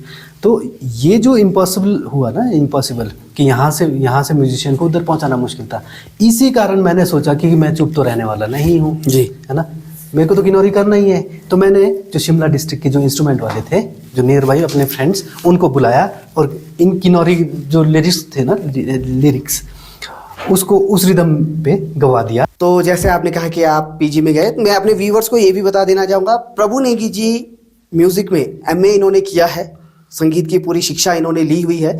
तो जैसे आपने कहा कि शिमला के नियर बाय से आपने अपने फ्रेंड्स को इकट्ठे किए और उसके बाद इंस्ट्रूमेंट किए, तो जब आपने एकदम किन्नौरी फोक से एकदम आप डायरेक्ट उस पर आ गए तो क्रिटिक्स बहुत हुई होगी, आलोचनाएं बहुत हुई। ये बात अलग है कि आज के दौर पे वही सेंसेशन चला है रिदम का, पर उस वक्त उस दौर पे क्रिटिक्स तो हुई होगी, कहीं ना कहीं कुछ ना कुछ तो एक आलोचनाएं हुई होगी आपकी। तो जैसे वहाँ के जो शिमला डिस्ट्रिक्ट के जो इंस्ट्रूमेंट थे, उनसे एक बीट बना के किन्नौरी लिरिक्स उसमें डाले हमने और खुद से कंपोज करके बैठ के। और उस महफिल की मैं बात करूँ तो उसमें 3 सिंगर थे, जो बहुत हिट एल्बम था। उसमें दिनेश बिष्ट एक बहुत अच्छे सिंगर है जी, आपको पता है जी, दिनेश बिष्ट। एक दौर उनका टोटल हिट टू हिट था, तोहफा 2004-5 जो भी था। और सेकंड सिंगर थे उसमें विमल नेगी, टेंशन वाले। जी, टेंशन नहीं लेने का, जो आजकल भी एक गाना उनका बड़ा अच्छा चल रहा है, टेंशन नहीं लेने का। हाँ। तो मतलब उस दौर पे आपने भी जो लिरिक्स रखे थे, टेंशन नहीं लेने का, गोली मारो दुनिया को, वही सोचकर आपने ऐसा किया? नहीं सर, जो महफिल की हिस्ट्री अलग है, जो महफिल अच्छा। वो एक मजबूरी थी। अच्छा, वो मैं ये नहीं चाहता था कि मैं अपने संस्कृति को भूलूं, बट ये है कि मुझे करना तो था ही था। तो उधर से एब्सेंट करके मैं यहाँ पे 10-12 दिन के लिए नहीं आ सकता था, तो इसलिए ये मैंने एक प्रैक्टिकल किया। तीसरे सिंगर थे इसमें शांतिराम जी। जी, अरे तीनों का कॉम्बिनेशन ऐसा बना, जैसे आपने सुना होगा तुम मेघा जी। कुछ ऐसा, काट देना इसको, आपने सुना होगा ये। तो इसमें गाने थे तुम घाचो, मैं फील उतानिए तुम घाचो, है ना। तो ये था सर कि हमने प्रैक्टिकल तो कर दिया जी, पब्लिक एक्सेप्ट करती है कि नहीं करती है, ये भी तो एक बहुत बड़ा खतरा था हमारे लिए। जी, जो बिल्कुल। क्रिटिक्स की बात कर रहे हैं आप, तो क्रिटिक्स तो सर जहाँ पे फूल है वहाँ कांटे तो है ही है। बिल्कुल। कुछ लोगों ने बोला था उस टाइम कि आप कल्चर के साथ छेड़छाड़ कर रहे हो, या देखो सर कल्चर के साथ छेड़छाड़ नहीं था ये। देखो आपको कुछ नया तो करना ही पड़ेगा। बात वहीं आ गई कि हम अगर इस दौर में गाना बनाएंगे तो कुछ साल बाद वो ट्रेडिशनल गिने जाएंगे। तो उसके लिए, और आज के दौर में जो भी आज के दौर में किन्नौर, शिमला डिस्ट्रिक्ट, मतलब टोटली हिमाचल और उत्तराखंड में जो बीट बज रहा है ना सर, जिसको तावड़ा या उतावड़ा बीट कहते हैं, वो वही बीट है जी, मतलब उस टाइप का बीट है। और उसके बाद थोड़ा सा ट्रेंड चेंज हो गया सर, है ना, और जो स्लो गाने थे और वो फास्ट की तरफ कन्वर्ट हो गए। बीट से एक बात याद है, बीट्स इंडिया जी, आपका एक चैनल है, फेसबुक में भी पेज है और हाँ जी। आपका यूट्यूब एक चैनल है। हाँ जी। हाल ही में बीट्स इंडिया के पेज में हमने एक पोस्ट आपका पढ़ा था उसमें कि बीट्स इंडिया के कोई भी कंपोजिशन के साथ कोई छेड़खानी या उसके साथ किसी भी तरह का कॉपीराइट करते हैं तो उस पर कानूनी कार्रवाई की जाएगी। ऐसा क्यों? आपको तो ऐसा होना चाहिए कि कोई अगर आपकी कंपोजिशन को लेकर कुछ सीखना चाहता है, एक भावना तो होनी चाहिए, पर आपने इस तरह का पोस्ट उस पर लिखा है। सर ये आपके क्वेश्चन 2 है। बात सीखने की आती है तो मैं तो दिन रात खड़ा हूँ आपके लिए जी, है ना। और बात उस पोस्ट की आती है, अगर जो हमारी टीम ने वो पोस्ट किया था पेज पर, तो कि बीट्स इंडिया के गानों के साथ कंपोजिशनर छेड़छाड़ ना करें, अगर करना एक कानूनी अपराध है या कानूनी कार्रवाई की जाएगी। देखिए सर, पहली बात तो ये कि बीट्स इंडिया के सारे गाने रजिस्टर्ड है ना। और आज के दौर में पता है क्या हो रहा है, मैंने मतलब एक छोटे से टाइम में अपना थोड़ा सा स्ट्रगल बताया आपको, है ना। तो आपको लगा होगा कि एक गाना बनाने के पीछे कितना मेहनत है। जी, बहुत मेहनत है जी। जो मेहनत कर रहे हैं हम, तो उस मेहनत को कोई इंसान आपका अननोन उठाए और उसको बैंड बजाए रिकॉर्ड करके, है ना, वो भी नहीं था। ये भी मैं एक्सेप्ट करूंगा कि अगर मेरे से पूछ के करे या मतलब उससे अच्छा करे, है ना। पौड़ी चढ़ना चाहिए, उतरना नहीं चाहिए। तो कोई भी उस कंपोजिशन को, हमारी कंपोजिशन को उठा के गाए, है ना, और उसको अपने चैनल पे डाले और उसमें लिरिक्स के साथ छेड़छाड़ करे, तो सर ये सिस्टम बिल्कुल भी सही नहीं है। हाँ, अगर हेल्प की बात है, किसी भी मेरे जूनियर को हेल्प चाहिए, किसी भी सिंगर को हेल्प चाहिए, तो मैं बिल्कुल खड़ा हूँ उसके लिए, हेल्प करने के लिए। बट ये चोरी तो मैं नहीं मानूंगा जी। ये भी हम मानते हैं, जैसे आपने सीखना, तो ये भी व्यूवर्स कृपया ये ध्यान दें, सीखना एक बहुत बड़ा चीज़ है, क्योंकि सीखना बहुत ज़रूरी भी होता है। बिना गुरु के शिष्य कभी सक्सेसफुल नहीं हो सकता है। चलिए, ये आपकी निजी राय थी। और प्रभु जी, जैसे ये तो आपने बात कहा कि कोई भी आपके संगीत के साथ छेड़छाड़ ना करे। हाँ जी। आपने रजिस्ट्रेट की बात की, चलो उस पर हम बाद में आते हैं। हाँ जी।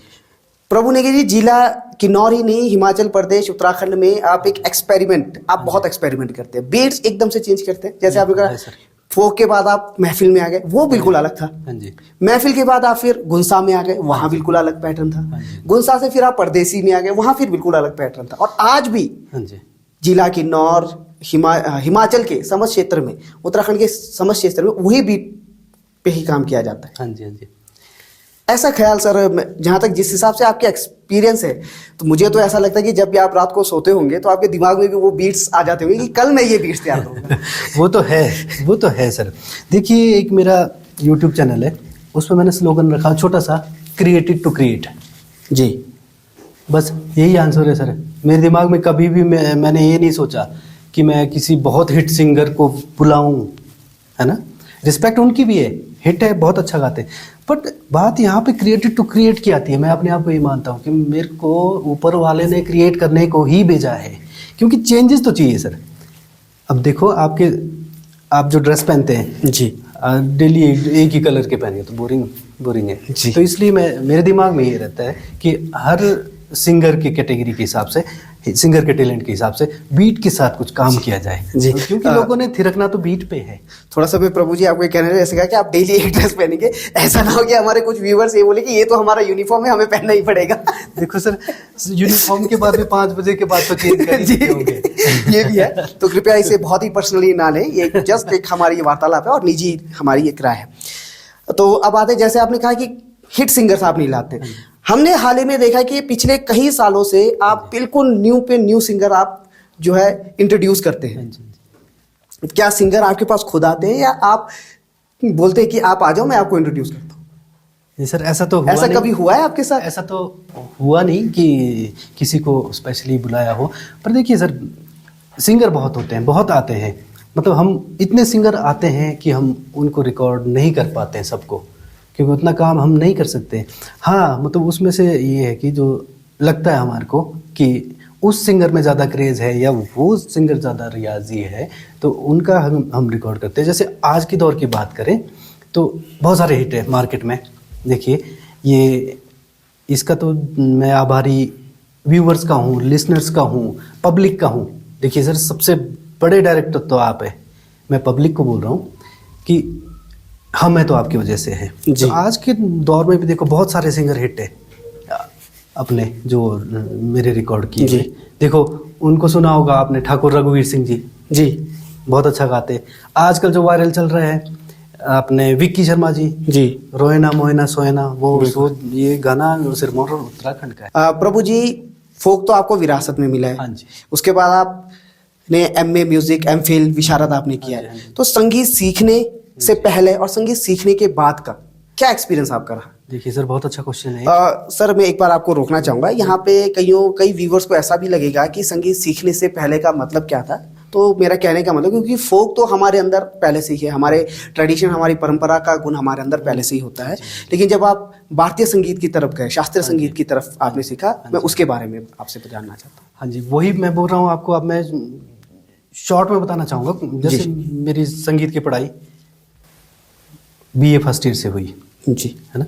तो उससे पहले के जो एल्बम्स थे मेरे, वो मैंने बिना शास्त्रीय संगीत सीखे कर दिया था। तो ये आपका क्वेश्चन क्लियर हो गया कि संगीत सीखने से पहले और बाद। जी, ठीक है। उसके बाद मैं बताऊं आपको संगीत सीखने के पहले का और अपना एक्सपीरियंस के बाद का जो म्यूजिकल टेस्ट था, उसमें चेंजिंग। हाँ, जब मैं इधर जैसे भारतीय शास्त्रीय संगीत, हिंदुस्तानी संगीत, मतलब जब मैंने सीखना शुरू किया तो बहुत मुश्किलें आई मेरे साथ उस टाइम, क्योंकि वो टफ काम मेरे को लगा कि मुश्किल है ये, है ना, कि उसको एक बिल्कुल अपने में संजोना पड़ता है। मतलब दिन में 3-4 घंटे रियाज की ज़रूरत होती है। तो जैसे जैसे मैं ये सीखने लगा भारतीय शास्त्रीय संगीत, तब मेरे को पता चला कि संगीत सीखना बहुत ज़रूरी है ना। क्योंकि मेरे से तो 2-4 साल तो फिर हुआ ही नहीं म्यूज़िक। जब मैंने सीखना शुरू किया तो डर सा लगने लगा, क्योंकि पहले वो मेरे पास थ्योरेटिकल नॉलेज नहीं थी। हाँ, तो उसके बाद जब मैंने सीखा और उसके बाद मैंने फिर स्टार्ट किया। अब मैं बताऊं डिफरेंस की बात उस टाइम के म्यूज़िक में और सीखने के बाद के म्यूज़िक में। अब देखो, जब मैंने सीखना शुरू किया तो एक सीखने के बाद ये होता है कि एक प्लान्ड म्यूज़िक बनता है ना। एक थ्योरी साथ में रखा हुआ है हमने, है ना। और जो सीखने से जो पहले का म्यूज़िक था मेरा, वो जो आवाज़ थी उसमें म्यूज़िक की, वो दिल से निकली थी। अब मैं ये भी नहीं बोल सकता कि सीखने से पहले अच्छा है या सीखने के बाद अच्छा है। सीखना तो ज़रूरी है। तो जैसे आपने कहा कि संगीत सीखने और सीखने से पहले का आपका सफ़र इस तरह से रहा। हाँ जी। संगीत सीखने के बाद आपने क्या कोई नया क्रिएटिविटी या पहला कंपोजिशन ऐसा किया हो? तो भारतीय शास्त्रीय संगीत सीखने के बाद मैंने एक किन्नौरी एल्बम बनाई थी, उसका नाम था गुनसा, सुना होगा आपने जी। तो वो डिफरेंस आपको उसमें दिखेगा, क्योंकि थोड़ा सा उसमें शास्त्रीय संगीत का थोड़ा सा टच देने का हमने कोशिश किया था जी। वो गाना था ने छाचे जुराती जी। प्रभु जी, ये तो थे कुछ संगीत से जुड़े आपके क्षेत्र। जैसे आए दिन आपके पास काफ़ी सिंगर्स भी आते होंगे। हाँ जी। तो कई बार आपका कभी स्टूडियो में बैठकर ऐसा मन किया है कि सिंगर को देखकर भी तू गा क्यों रहा है? कभी ऐसा मन में आया हो? सर देखिए, ये क्वेश्चन बहुत अच्छा है। ज़रूरी नहीं है कोई सिंगर बहुत अच्छा गाए जी। डिपेंड करता है उसमें क्रेज़ कितना है जी। उसमें शौक कितना है। अब कोई ड्राइवर है ना, जितना उसके पास टाइम है गाड़ी चलाते वो गा रहा है, गुनगुना रहा है। तो ऐसा मैंने कभी किसी सिंगर को ये नहीं बोला कि आप अच्छा गाते हो। कभी मन में आया हो? मन में चलो, मन की बात तो मन में रखनी चाहिए। चलिए, जस्ट एक जोक का पार्ट। आपका फर्स्ट स्टूडियो रिब्बा गांव में आपने अपने घर में, तो क्या आपने उसको अभी भी संजोए रखा है कि? सर वही है, जो भी है उसको तो मैं कभी तोड़ूंगा नहीं, जो मैंने फर्स्ट स्टूडियो बनाया जहाँ से आपने शुरुआत की थी। हाँ जी, हाँ जी। प्रभु जी, आपका पहला स्टूडियो रिब्बा अपने घर में ही, अपने गांव में ही था। उसके बाद आप रिकांगपिओ, जिला किन्नौर के रिकांगपिओ में आए। हाँ जी। उसके इमीडिएट बाद आप शिमला चले गए। ऐसा क्यों? सर क्या किन्नौर से आपको उतना प्यार नहीं मिला जो आप शिमला चले गए थे? किन्नौर से तो जो प्यार है दिल में, वो कभी नहीं जाएगा दिल से। और दूसरी बात, ये जो मैं शिफ्ट होता गया, ये मेरे को पढ़ाई लेते गई अपने साथ। अच्छा। क्योंकि यहाँ पे यूनिवर्सिटी तो है नहीं। अब जैसे स्कूलिंग हुई और मैं कॉलेज आया तो मैं उस रीज़न से यहाँ से शिमला शिफ्ट हुआ। शिमला आप वहाँ शिफ्ट हुए। दूर दराज क्षेत्रों में जाना भी बहुत ही ज़रूरी होता है पढ़ाई से संबंधित। लेकिन पढ़ाई, जैसे आपकी पढ़ाई समाप्त हुई तो उसके बाद आपके मन में ख्याल नहीं आया कि मैं वापस रिकांगपिओ में जाऊँ? सर ख्याल रोज़ आते हैं, बस खाना खाने से पहले तो आ ही जाता है। खाना खाने के बाद भूल जाते हैं। खाना खाने के बाद भूल जाते हैं। देखिए सर, ये बहुत अच्छा क्वेश्चन है ये भी। देखिए, जैसे मैं उधर गया सर शिमला ना, वहाँ पे मैंने TM म्यूज़िक के साथ काम किया। बहुत बड़ी कंपनी थी TM, चंडीगढ़ की कंपनी। तान्या म्यूज़िक के साथ काम किया, जो शिमला की बहुत बड़ी कंपनी थी। तो सर कुछ सेटलमेंट मेरा उधर हो गया था, और जो रिटर्न की बात है, जब पीओ आने का मन नहीं करता, चलो ये तो जैसे बोलते हैं दिल है हिंदुस्तानी, तो दिल तो किन्नौर से ही जुड़ा हुआ है, दिल तो इधर ही है। पर ये हुआ सर कि जो टर्निंग पॉइंट्स रहे हैं ना, जो हिमाचली म्यूज़िक के, किन्नौर का तो यहीं से हुआ, हिमाचली म्यूज़िक इंडस्ट्री का जो टर्निंग पॉइंट उधर से हुआ शिमला जाके। और मेरे सर्कल वहाँ पे, में जो मेरा सर्कल है तो म्यूज़िकल सर्कल वहाँ पे बहुत बड़ा हो गया। एक रीज़न ये है, और एक और रीज़न है इसमें, क्योंकि शिमला बिल्कुल सेंटर प्लेस है। चंडीगढ़ वाला भी शिमला आ सकता है, उत्तराखंड वाला भी शिमला आ सकता है, और किन्नौर वाले भी आ सकते हैं। बिल्कुल। तो मैं प्रभु जी अपने व्यूवर्स को मैं ये बताना चाहूँगा, प्रभु जी जिला किन्नौर से शिमला शिफ्ट हुए, क्योंकि जैसा इन्होंने कहा कि वो एक सेंटर पॉइंट है सभी के लिए, क्योंकि ये केवल किन्नौर ही नहीं, उत्तराखंडी, गढ़वाली, कई तरह के म्यूज़िक इन्होंने दिए हैं, तो उनके लिए एक सेंटर पॉइंट है। लेकिन जिला किन्नौर से जाने के बाद भी प्रभु नेगी जी जिला किन्नौर को अपने दिल से नहीं निकाल पाए। हर साल जिला किन्नौर से संबंध, जिला किन्नौरी गाना इनके आते ही हैं और हिट रहते हैं। जैसे आपने सुरूर आपने सुना होगा, झंकार आपने सुना होगा, और फोक फैंटेसी, बहुत सारे हिट एल्बम ये देती है। और हर साल ऐसा भी आपका, हमें उम्मीद है कि इस साल भी एक ऐसे इस तरह का हिट एल्बम आए। सर अभी बहुत सारे एल्बमों पे काम चल रही है। जी बिल्कुल, और हम उम्मीद करेंगे बहुत जल्द आ जाए, और हमें भी क्रेज है सुनने का। बस वो पब्लिक जनता से अनुरोध है कि जो भी बीट्स इंडिया से गाने आते हैं आप उनको प्यार दें। जी बिल्कुल। प्रभु जी संगीत के क्षेत्र में जुड़े होने के साथ साथ आप कई सारे कॉम्पिटिशन्स में, संगीत के कॉम्पिटिशन में आप जज रहे हैं, जैसे वॉइस ऑफ किन्नौर फर्स्ट रहा है, सेकंड रहा है, उसके बाद आवाज़ किन्नौर की में, और हिमाचल के बहुत सारे ऐसे इवेंट्स हुए हैं जहाँ पर आप बतौर आपने जज कार्य किया है। हाँ जी। तो उस वक्त कैसा फील होता है, क्योंकि सारे कलाकार एक से बढ़कर एक कलाकार होते हैं। सर बिल्कुल सही बात है, क्योंकि एक जजमेंट पे बैठना, मतलब किसी आर्टिस्ट के म्यूज़िक को जज करना थोड़ा सा मुश्किल होता है। और दूसरी बात ये सर जो होता है, थोड़ा सा इमोशनल काम है। मतलब जैसे आपने देखा होगा, वॉइस ऑफ किन्नौर सीज़न 1 था कि 2 था, इधर बचत भवन में हम बैठे थे जजमेंट पे, तो बहुत रोना धोना हुआ जी। पर ये है कि अब परीक्षा देंगे आप तो उसका रिजल्ट तो निकालना ही पड़ेगा। मतलब वहाँ पे ये हो जाता है कि 10 लोग हैं तो मतलब आपको 2 को टॉपर निकालना है। तो आपने मेरे जजमेंट के वीडियोस देखे होंगे सर जी। मैंने हमेशा वहाँ पे ये बोला है कि आप सब अच्छे कलाकार हो, बहुत अच्छे कलाकार हो, है ना। ये तो एक रूल है कि फर्स्ट सेकंड थर्ड किसी को निकालना है। ये हमारे को ये नहीं है कि 7 को नीचे करना है और 3 को ऊपर करना है। जी। और उस टाइम भी बहुत मुश्किल हो जाती है कि बहुत अच्छे सिंगर होते हैं पर बस उनको ऊपर नीचे करना होता है। पर मैं तो हर जजमेंट में ये अनाउंसमेंट कर ही दिया है कि जो आप जो हार रहे हो तो ये आपकी हार नहीं है। आपकी हार तो तब है अगर मैं आपको सपोर्ट ना करूं।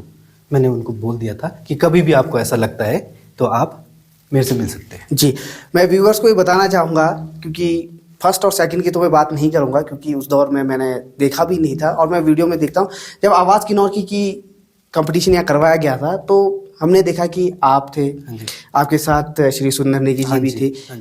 संगीत के क्षेत्र में जो कलाकार थे उनको इन्होंने, प्रभु नेगी जी और सुरेंद्र नेगी जी ने गोल्डन कार्ड दिया था, जिसमें इन्होंने कहा था कि संगीत के क्षेत्र में सभी सिंगर एक से बढ़कर एक है, और उस कार्ड में ये नियम भी था कि वो आपके पास आके एनी टाइम आपके पास वो रिकॉर्डिंग कर सकते हैं। उनका तो इस तरह का एक जजमेंट इनका रहता है कि कला, कहते हैं ना कि जो हीरे की परख जो होती है वो जौहरी को होती है, तो उस तरह से जब इनकी परख में कोई ऐसा कलाकार आ जाए तो इमीडिएट ये वहाँ पे रिएक्ट करते हैं कि आप मेरे पास आइए और हम आपको वहाँ पे और सिखाएंगे।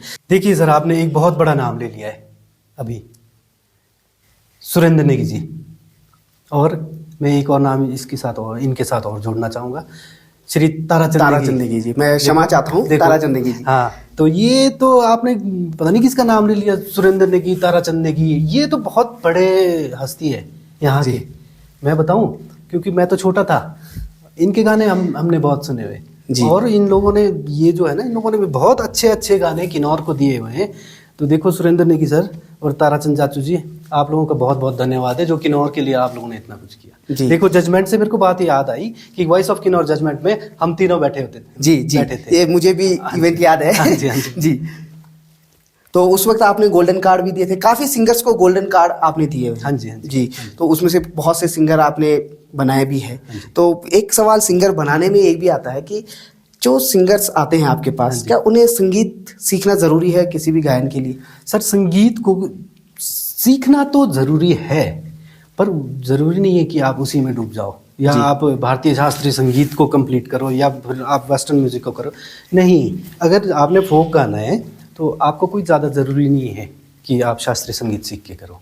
हाँ, अगर आप संगीत को सीखते हैं तो आपके लिए संगीत है कि ईजी हो जाता है, कि आपके दिमाग में नोट्स दिखने लगेंगे, है ना, जी। कि कौन से नोट्स लग रहे हैं, किस टाइम क्या लग रहे हैं, अगर उस टाइप के लिए। और दूसरी बात है, अगर आपने टीच करना है, पढ़ाना है किसी को, तो संगीत सीखना ज़रूरी है जी। है ना। आपने क्लासिकल गाना है, आपने एक अच्छा कंपोजर बनना है, उसके लिए संगीत सीखना ज़रूरी है। जी। यस। तो सीखने की इससे बात है, यदि मैं आपके पास आ जाऊं सीखने के लिए? सर आप तो खुद अध्यापक हैं, टीचर हैं आप तो। आप सिखाने वाले हैं और आप तो ऐसे ही आ जाओ कभी बैठने। जी जरूर, कभी मौका मिले तो हम जरूर आएंगे। प्रभु नेगी जी, जैसे आपने कहा सुरेंद्र नेगी जी और हाँ जी। ताराचंद नेगी जी, मैं क्षमा चाहूंगा, मैं ताराचंद नेगी जी का नाम नहीं ले पाया तो मैं उनसे क्षमा मांगना चाहूंगा। सुरेंद्र नेगी जी का आपने नाम लिया तो मैं व्यूवर्स को ये बताना चाहूंगा, सुरेंद्र नेगी जी, प्रभु नेगी जी और ताराचंद नेगी जी, ये एक ऐसे महान हस्ती है जिला किन्नौर में संगीत के क्षेत्र में। और भी बहुत सारे हैं, जैसे मायूम जी है हमारे, बागदेवी जी है, केदार नेगी जी है, बहुत सारे ऐसे सिंगर्स हैं। अगर मैं नाम लेते रहूंगा ये एपिसोड बहुत लंबा हो जाएगा, लेकिन मैं ये मैसेज आप सभी को देना चाहूंगा कि ये जो जिनका नाम मैं ले रहा हूँ ये लेजेंड्स है। और मैं बार बार, आप सभी को ऐसा भी लग रहा होगा, कईयों को ऐसा भी लगता है कि बार बार इन्हीं का नाम रिपीट किया जा रहा है, वो इसीलिए क्योंकि ये उस दौर से लेकर आज के दौर में भी ये संगीत के क्षेत्र में आज भी बखूबी काम कर रहे हैं और बहुत से हिट एल्बम देते हैं। तो मैं ये मैसेज भी देना चाहूँगा कि जो आपके सीनियर्स हैं, ये बहुत लेजेंड्स है, इनसे सीखना हमारे लिए सौभाग्य बात रहेगी। इनके जो मैंने नाम आपको लिए हैं, इनसे सीखना, इनसे समझना हमारे लिए बहुत सौभाग्य की बात है। तो आप इनसे ज़रूर सीखें, इनसे कांटेक्ट करें। जैसे इन्होंने कहा कि इनके दरवाजे हर टाइम खुला है सीखने के लिए, तो इनसे ज़रूर सीखें, इन सभी से आप ज़रूर सीखें। प्रभु नेगी जी, जैसे आपने कहा कि चलो एज अ मैं एक अध्यापक भी मैं काम कर रहा हूँ, तो जब मैं अध्यापक बना तो मुझे अपना पहला स्टूडेंट याद है कि मेरा पहला स्टूडेंट कौन था। चलो उसकी बातें बाद में होती रहेगी।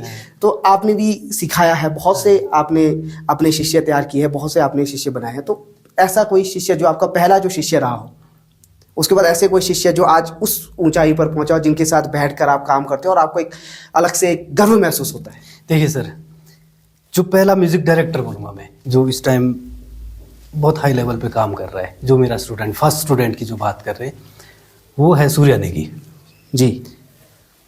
अरे सूर्या नेगी के पापा मेरे से मिले थे, या मैं उनसे मिला था, कुछ था ऐसा। तो उन्होंने बोला कि यार मेरे बच्चे में वो है म्यूज़िकल, और आप थोड़ी सी हेल्प कर देंगे तो सही रहेगा। तो मैं तो ये बात नहीं है कि एक के लिए करता हूँ, मैं सबके लिए करता हूँ और जी। बराबर। तो मेरे से मिलाया सूर्या नेगी के पापा ने सूर्या नेगी को, छोटा सा बच्चा, बस वही सेम जैसे 12-13 साल या इससे भी कम हो सकता है। तो सूर्या नेगी का वो देखा मैंने, म्यूजिकल सेंस बहुत अच्छा था और डिवोशन, और मेरे को ये बोला कि मेरे को करना है, मेरे को म्यूजिक डायरेक्टर बनना है। तो उनके पापा ने उनकी सपोर्ट की, और उसके बाद मेरे कांटेक्ट में आए जो आज के दौर में जो बहुत अच्छा काम कर रहे हैं, है ना। और हिमाचल और किन्नौर के लिए वो है मेरा जो फर्स्ट स्टूडेंट रहा, वो रहा मिस्टर सूर्या नेगी। तो प्रभु नेगी जी आपके फर्स्ट स्टूडेंट सूर्या नेगी जी, जिनका एक यूट्यूब चैनल है सूर्या म्यूजिक के नाम से। हाँ जी। जी, बहुत ही हिट एल्बम वो देते हैं। तो प्रभु नेगी जी, आप हिमाचल प्रदेश के बहुत बड़े हस्ती, और बहुत सारे हिमाचल के अवार्ड, उत्तराखंड से आपको बहुत सारे ऐसे अवार्ड्स मिले हैं। हाँ जी। आप बहुत सारे बड़े बड़े शो में गए हैं। हाँ जी। जैसे डीडी भारती गए हैं आप, बहुत सारे आकाशवाणी में भी आप गए हैं, बहुत सारे शो में आप गए हैं। हाँ जी। ये एक जिला किन्नौर का पहला पॉडकास्ट जो एक मेरे द्वारा और मेरे टीम द्वारा, हाँ जी, और जिनका आपने नाम लिया सूर्या जी का, सूर्या जी के द्वारा उनकी एक सोच थी कि हाँ जी। द किन्नौर पॉडकास्ट के नाम से जिला किन्नौर में पहला पॉडकास्ट बना दिया जाए। हाँ जी। तो मैं जानना चाहूंगा कि इस छोटे से शो में, इस छोटे से द किन्नौर पॉडकास्ट में आकर आपको कैसा अनुभव हुआ? देखिए सर, ये छोटा पॉडकास्ट नहीं है। दरअसल देखो, मेरे को जब फोन आया था कि इस पॉडकास्ट के लिए आना है, तो मेरे को बहुत अच्छा लगा। किन्नौर के नाम से तो चाहे कुछ भी है, म्यूज़िक करना है, म्यूज़िकल जो कुछ भी काम हो, तो मैं कभी इनकार नहीं करूँगा। और ये छोटा पॉडकास्ट नहीं है।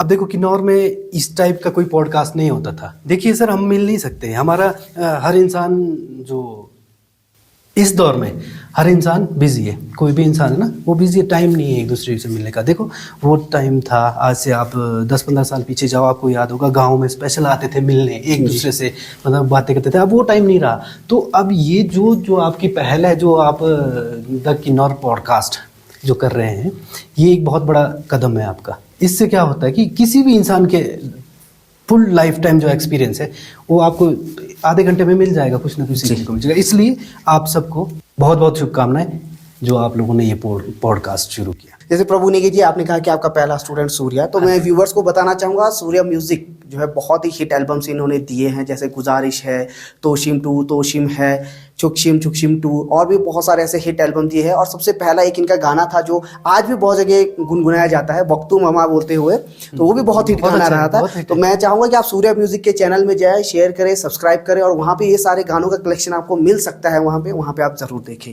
प्रभु नेगी जी, मैं शायद आपको मैं कहना चाहूँगा, मैं अपने व्यूवर्स को भी बताऊँगा, आपसे मेरी मुलाकात सूर्या नेगी के जरिए ही हुई थी फर्स्ट टाइम। और हमें भी ऐसा लगता था प्रभु नेगी जी बहुत बड़े म्यूजिक डायरेक्टर, एक एटीट्यूड होगा इनके अंदर, एक कमेंट होगा, लेकिन वो मुझे कभी ऐसा दिखा नहीं। मैं पूछना चाहूँगा कि इस ऊंचाई पर पहुँचने के बाद बहुत से लोगों को ऐसा लगता है कि हम बहुत ऊंचाई पे पहुँचे हैं, तो आपके अंदर वो गुण, मैंने वो जो नेचर है वो आज तक नहीं देखा। नहीं सर, ऊंचाइयाँ तो क्या है, अभी तो बहुत कुछ सीखना, अभी तक मैं सीख ही रहा हूँ, है ना। और बात रही एटीट्यूड की, तो शायद ये हर इंसान को पता है कि एक दिन मिट्टी में मिल जाना है। जी, खारो सुना होगा आपने? जी बिल्कुल सुना है। गाते हो भी सुना होगा? जी सुना है। शोंग ठोंग भी सुना होगा? जी। तो बस एक दिन वही मिल जाना है। कहने का मतलब है अपने कर्मों से ही इंसान की पहचान होती है। प्रभु जी, जैसे आपको संगीत विरासत में मिला, उसके बाद आपने संगीत की शिक्षा भी ली, इस बीच में आपको सबसे ज्यादा सपोर्ट संगीत के क्षेत्र में सबसे ज्यादा सपोर्ट किसका रहा आपकी लाइफ में? सर देखिए, सबसे पहले सपोर्ट मिलता है घर से जी, और दूसरी बात स्कूल से जी। और जैसे ही इंसान को पता चलता है कि एक मेरा फुल स्टॉप लगने वाला है यहाँ, जो बिना सीखे यहाँ से आगे मैं जा नहीं सकता, वहाँ पे एक बहुत बड़ी बात, बहुत बड़ा एक नाम आता है, गुरुजन जी, जो मेरे गुरु है, जितने भी है, उनका बहुत बड़ा योगदान रहा इसमें मेरे को आगे पहुँचाने में। जी, उन्होंने मेरे को पर्सनली बहुत सपोर्ट किया। एक तो होता है ना कि आप कॉलेज में हो, क्लास में सपोर्ट कर रहे हैं, ऐसा नहीं। मेरे गुरुजी, अब मैं नाम बहुत सारे, मैं नाम नहीं लूँगा, पर उन लोगों ने बहुत सारा सपोर्ट किया, क्योंकि गुरुजनों का तो बहुत सारा धन्यवाद जी। तो व्यूवर्स को हम कहना चाहेंगे कि गुरु के आशीर्वाद के बिना कोई भी शिष्य जो है वो पूर्ण नहीं होता है, तो गुरुजनों का सदा सम्मान करें और उनके छत्र छाया में जरूर रहें। आपने इतना बड़ा एम्पायर खड़ा कर दिया, द बीट्स इंडिया के नाम से इतना बड़ा एक एम्पायर है आपका एक तरह से, तो आपके बाद वो विरासत आगे किसे जाएगा? देखो सर, विरासत की बात कहे तो बात तो वो होती कि मेरे जो बच्चे हैं वो संभालेंगे या नहीं जी। पर देखो, अब जो दौर मेरा था वैसा कठिन दौर नहीं है। अगर मेरे बच्चों में भी, मेरे को दिखता नहीं है, और मेरे बच्चों में भी अगर ये आए कि वो जुनून हो, वो क्रेज हो, तो मैं उनकी हेल्प करूंगा। नहीं तो मेरे स्टूडेंट बहुत सारे हैं जी जो संभालेंगे इसको। जी जरूर जरूर।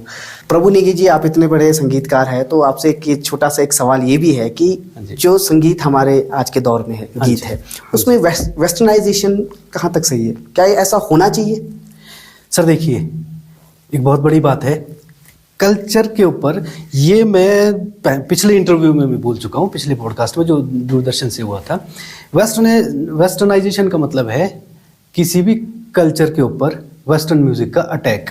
जी, है ना। देखो, म्यूजिक वो भी है, ये भी है ना। क्लासिकल पे फोक भी है, अपने अपने जगह पे वेस्टर्न भी है। जिसने वेस्टर्न सुनना वेस्टर्न सुनना है, वेस्टर्न कोई बुरी चीज़ नहीं है वेस्टर्न म्यूजिक। बट ये है कि वेस्टर्न म्यूजिक का हमारे संस्कृति के ऊपर अटैक ना हो, हावी ना हो जाए।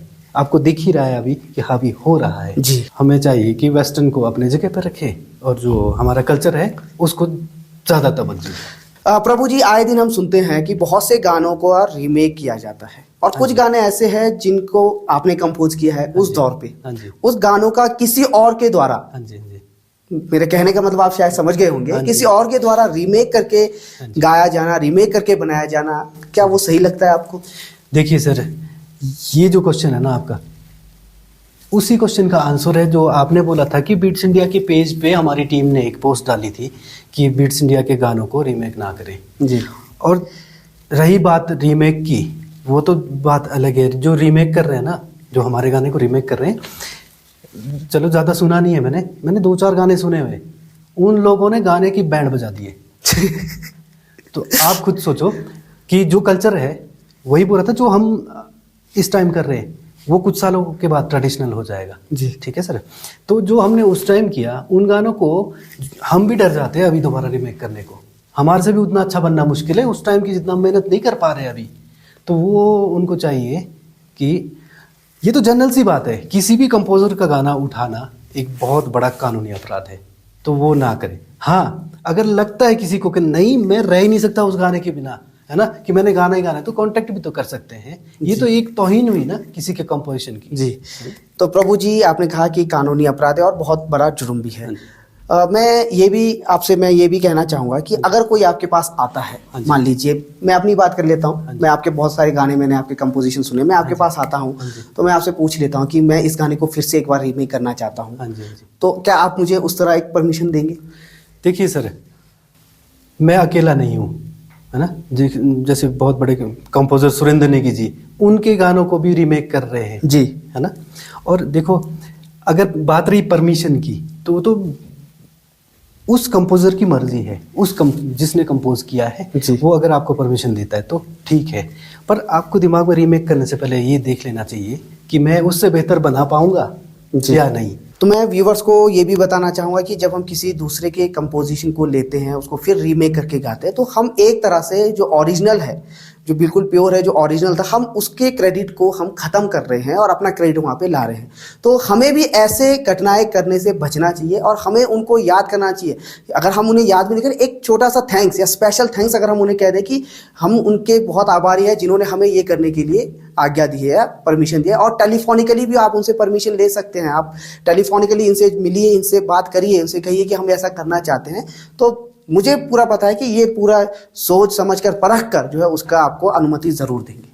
तो प्रभु नेगी जी, ये थी हमारी आज के आपके साथ कुछ कही अनसुनी बातें। बहुत अच्छा लगा सर आपसे बात करके, आपसे मिलकर। सर, एक छोटा सा मैं चाहूँगा कि आप हमारे आज के युवाओं को, जैसा कि हिमाचल प्रदेश या जिला किन्नौर में चिट्टे का प्रचलन बहुत बढ़ रहा है, तो मैं चाहता हूँ कि एक युवाओं को आप अपने शब्दों में एक संदेश दें। देखिए, युवाओं के लिए एक ही बात है ना, नशे में जाओगे तो खुद को तो आप खो देंगे, आपकी जो फैमिली है वो भी परेशान हो जाएंगे, वो भी फैमिली भी उजड़ जाएगी।